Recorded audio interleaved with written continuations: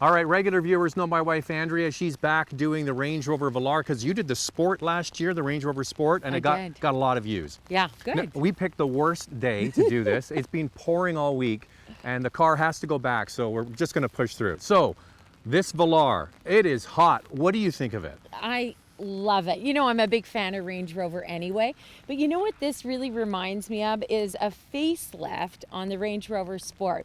It just looks so sleek. It's like they've pulled the lines of the Range Rover Sport and they've made the Velar. All of them come with LED headlamps, which is nice, and wheel sizes range from 18 to 22 inches. Now this is the big dog here. It's got the black on the outside, the black wheels. It's equipped to like 92 grand, the one we have here. So they give us everything. It's a lot of money. Yeah. We'll get into the price at the end. But on size, one of the things you said about the Range Rover Sport was you found it too big in the city. What about this one? Yes, this is a perfect size. I can't see why you wouldn't enjoy driving this in the city. It goes down narrow streets with ease. It takes corners beautifully. I can't believe how easy it was to drive in the city. Can you believe this is based on the F-Pace, the Jaguar that came out? That's been a massive hit for Jaguar. Yeah, and I can see the similarities in that, but this just looks like it's got a little bit more pizzazz to it. It's got $12,000 more pizzazz.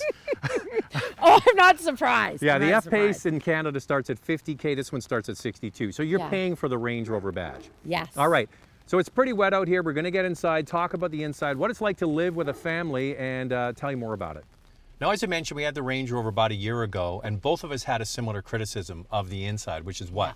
Storage. Yeah. It had a lack of storage. For such a big vehicle, and we're not talking about the cargo area at the back. No. We're talking about places to put things, right? Yes, yes. So what did they do with this one? Well, they've got 3 cup holders. There's storage on either side. We've got the storage in the center console.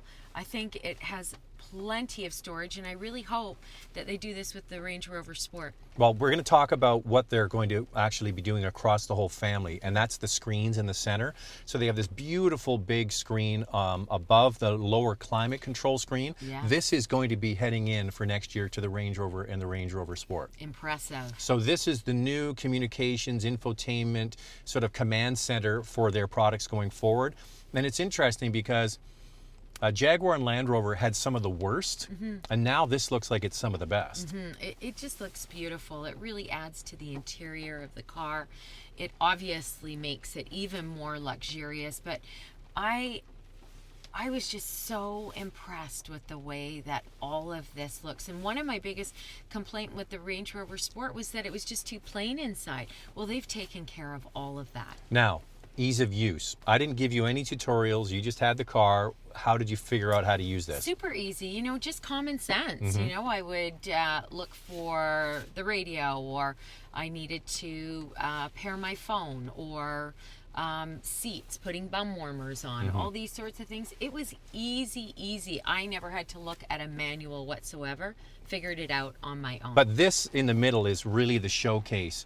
And, you know, recently, you haven't seen it yet, but I had a chance to drive the new Cayenne with a big, beautiful screen in the middle of the dash, and this is the way everybody's going. Yeah, very modern. You know, it reminds me of when people painted their homes all white and gray. It's all very modern, and this is the new look for cars. All right, so complaints about other Range Rover and Range Rover Sport products. What was the big one with the family? No one likes the seats in the back of the Range Rover Sport. Hard, they were described as hard as a rock.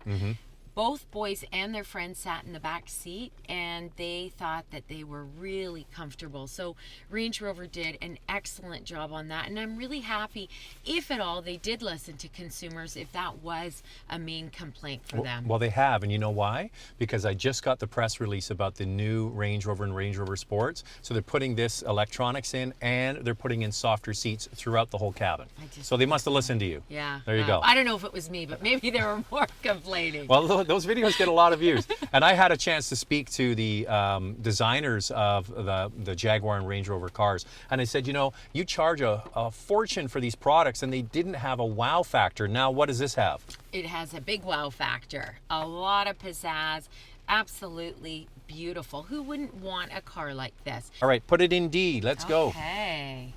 So the one we're in here is the more powerful 380 horsepower supercharged 6-cylinder, which is the one I suggest most people should buy. And we'll talk about the base engine in a moment. But I think the power and the transmission, the 8-speed ZF transmission, it all works together seamlessly. Yeah, it's perfect.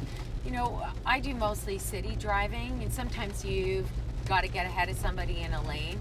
And it happened a few times for me in this vehicle, and I just zoomed away. Now, when you get the 6-cylinder, you also get the air suspension. Range Rover is known for their adjustable air suspension. It goes lower for aerodynamics and also getting in and out. It goes higher if you want to go off-road, and it has a whole suite of different functions. You just hit vehicle here in the center, and we have it in dynamic. That's what I like to drive. It's just more fun. You can do eco, just normal mode, and then certain off-road settings. So it's a very advanced system, and that's one of the big differentiators between the Jaguar and this, is the Jaguar just has a regular sort of suspension. This you can get the air suspension. Now, that's what you get with this supercharged 6. I don't really think you would need it for most situations, though. No, not at all. But it is nice to have the option. You know, some people are particular about the drive of a car. Some like it a little bit bumpier, some like it smoother. So if you can have something like this and you're paying this kind of money for it, maybe you do want all the extras. So the base engine is a 4-cylinder diesel. Now, you and I love diesel, but we love the 6-cylinder diesel that Range Rover has in the Range Rover Sport and the full-size truck. Why can't they put that in this? Totally. It's kind of a disappointment. When I started driving this for the week, and I thought to myself, wow, maybe this would be an option and we could get that similar diesel engine, which I fell in love with in the Range Rover Sport. And it's a bit of a disappointment that if I did decide to buy this car, that I couldn't have that option of getting that engine. Why not offer both? Well, what I would like to see is, yeah, for the people who want the price point car, they want the design of this car, they want to have the Range Rover, they want to get the least expensive one, yeah, give them the 4-cylinder diesel. People will then have the option to have this supercharged or the 444 pound-feet of torque from that diesel. And in Europe, they do offer it, which is disappointing. And I think that it would hopefully eventually come, because that torque in this car, man, look out. Amazing. Okay, so I'm going to get into the pricing. Now, we mentioned it starts at $62,000. The first one with the 380 horsepower is $70,000.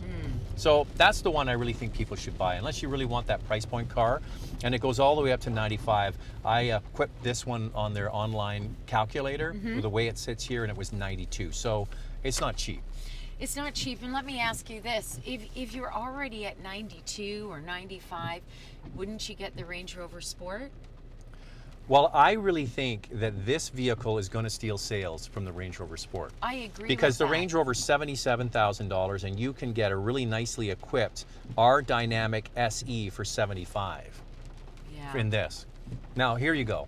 You and I love the Cayenne. New Cayenne's coming. Cayenne S has what, 400 and something horsepower, 450, 440? I think it's 440.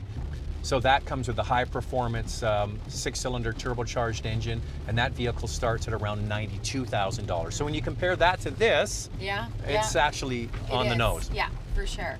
And you know, if you have that sort of budget that you can spend $75,000 on a car, you know, good for you. And I think that this one comes well equipped. And who's kidding who? Look at this dash. Well, you're going to get this in the new Range Rover Sport. Beautiful. But, yeah, it ain't going to be cheap. No. To watch a review of the all-new Cayenne, click the picture on the left.